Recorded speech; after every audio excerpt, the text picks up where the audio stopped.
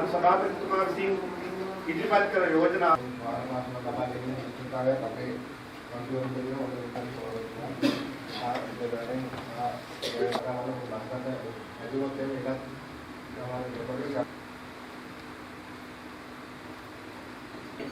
මම හිතන්නේ අපි ඔක්කොටම පහ වෙලා විතර එනවා. මට හිතෙන්නේ මම හිතන්නේ මේ සභාපතිතුමාගෙන් ගෙන එවනම් ගරු මන්ත්‍රීතුමනි මන්ත්‍රී හරි ගරු මන්ත්‍රීවරුනි මන්ත්‍රීතුමනි දැන් අපි පක්ෂ ප්‍රතිපක්ෂ නම් කඩන්න යන්නේ ගැන වෙන්නේ කියලා බය වෙන්න එපා. මේ ඊට අමතරව ගියා ගන්නත් ඕනේ මේ 5000 යන්න බැරි නම් අපි වෙනස් කරමු කියලා ඕනේ නෑ වගේ හිතනවා ප්‍රභාත් මන්ත්‍රීතුමාගෙන්. උගුරු කජල්ල කදාගන්න ඕනේ නෑනේ. ඒක එහෙම යන්න අපි. අට හිතෙන්නේ මේක නොකරොත් එහෙම ඇත්තටම මේ මුදල් ගෙවා ගන්න බැරි ප්‍රශ්නේ ඇති වෙන්නේ. ඉතින් අපි නිකන් හදනවා ජීවිත සභාවස්ස නිකන් මේක නිකන් වෙනත් පැත්තකට දෝලණය කරගන්න නිකන් වෙනස් කරගන්න. එහෙම නෑ. එහෙම කරගන්නත් ඕනේ නෑ. මට හිතෙන්නේම මේ සභාව විදිහට අපි ඉස්සරහට ගෙනියන්න ඕන. සභාව යන්න ඕන. සභාව යන්න ඕන නම් ගෙවීම් කරන්න වෙයි. ඒ ගෙවීම් කිරීමට අදාළ මුදලක් ඕන. පෙර සභාවල් වල මේකට අදාළ හැප්පින් තියෙන්නේ නැති බලියන්නේ නැති ගහ ගන්න නැති වෙන්නේ.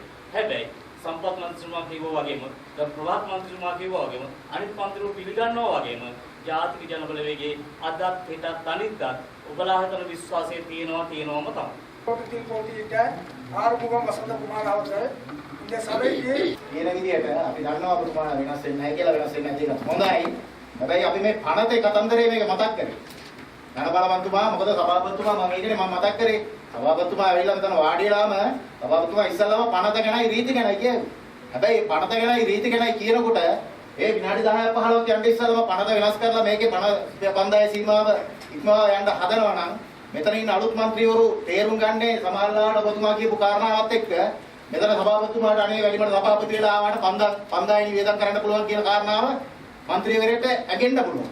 ප්‍රජාවට එකෙන් වෙදගත්කම ඒ වගේම ප්‍රජාවට වැඩිපුර සහනයක් තියෙනවා නම් අපි ඒ සහයෝගය අනිවාර්යයෙන් අපි ලබා දෙනවා. ඒ වගේම ඒකෙන් ජන කොටස් ප්‍රමාණ ජන කොටස් විතරක් ඒක සහනය යනවා නම් ඒ වගේම ඒක වෙනත් පැත්තට හැරලා යනවා නම් ඒකට අපි කොහොමද විරුද්ධයෙන් ඉන්නවා. 57ක් වගේ විශාල ඡන්ද ප්‍රතිශතයකින් කොට්ටාසේ ජයග්‍රහණය කරලා දුන්නේ ඒ කොට්ටාසේ ජයග්‍රහණය කරලා දුන්න ඒ සියලු දෙනාගේම සිතුම් පැතුම් ඌයේ ගම් වශයෙන් බැලුවත් ගම්මාන වශයෙන් බැලුවත් ඒ සියලු දෙනාගේම ජීවන තත්ත්වය යම්කිසි මට්ටමකට උසස් කරයි. කිව්ව පළාතේ ප්‍රාදේශ සභා අතර දිදුලන නාමයක් කරන්නට මේ වැලිමඩ ප්‍රදේශයට අදාළ මිනිස්සු එකතු වෙලා රොද බැඳලා වෙරවීරි යොදලා මේ ගත්ත උත්සාහය නිසාම තමයි අපේක්ෂකයන් 22ක් එක්ක වැලිමඩ සභාවේ බලය ජාතික ජනබලවේගයට ලබා දුන්නේ. අගේ ජාතික ජනබලවේගය තෝරගත්තේ හේතු කිහිපයක් නිසා ඒ හේතු අද වෙනකොට සමත වෙලා තියෙනවා. මොකද වැලිමඩ ප්‍රාදේශීය සභාව පාලනය කරන්න සුදුසුම දේශපාලන පක්ෂය ජාතික ජනබලවේගය කියන එක මිනිස්සු තෝරගෙන තියෙනවා. අපේ සහෝදර මන්ත්‍රීතුමනි මුලින්ම මම සුබපතනවා අපේ සභාපතිතුමාට ඒ කර්තව්‍ය සාර්ථක කරගෙන යාමට හැකියාව ලැබේවායි කියලා ඒ වගේම සභාපතිතුමා ඇතුළු ජ්‍යෙෂ්ඨ මන්ත්‍රී කණ්ඩායමට අපි වගේ නවක මන්ත්‍රීතුමියලා හැමෝටම සුභාශිංසන කරනවා.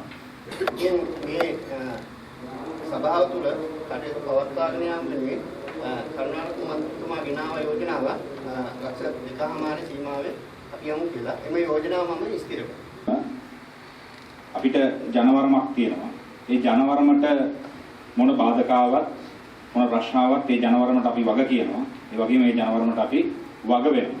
ඒ වෙනුවෙන් තමයි වැලිමඩ බල ප්‍රදේශය ඇතුලේ පුරවැසිය අපිට අපිව ඡන්ද දීලා පත් කරන් තියෙන්නේ. ඒ නිසා අපි විශ්වාස කරනවා මේ අවුරුදු 4 ඇතුළත ඒ ජනවරමට වග කියලා ඒ ජනවරමට වග වෙලා මේ ප්‍රාදේශ සභා බල ප්‍රදේශය අපි සැලසුම් කරන අපි ඉලක්ක කරන තැනට මේ ප්‍රාදේශ සභාව අනිවාර්යෙන් ගෙනියනවා විතරක් නෙමෙයි ඒක බදුළු දිස්ත්‍රික්කයේ නැත්නම් ඌව පළාතෙම හොඳම ප්‍රාදේශ සභාව බවට පත් කරන්න අදාළ මැදිහත් වීම අපි කරනවා කියන පණිවිඩයක් මේ වෙලාවේ දෙනවා.